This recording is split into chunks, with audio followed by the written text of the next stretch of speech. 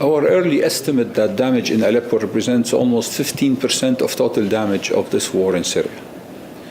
That's not a small number, especially in the housing sector.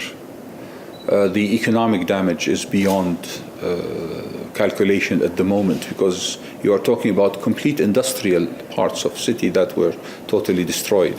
How can you put a number to the loss of the old town, the old bazaar? There is no number on earth that could be put on the loss, the historical and archaeological and cultural, and also the business aspect of it. We decided to start planning 3 years ago.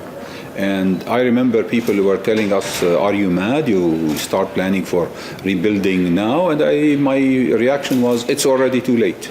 And we will see one day soon, hopefully, when there is a peace agreement of some sort, and we need to deliver to the people of Syria on basic services and housing and schooling and all this. All I can say that rebuilding Syria or Aleppo should be an international project. I mean, yes, it's a Syrian program, but the support should be a project of international cooperation. For a simple reason, the damage is beyond the capacity of any single party.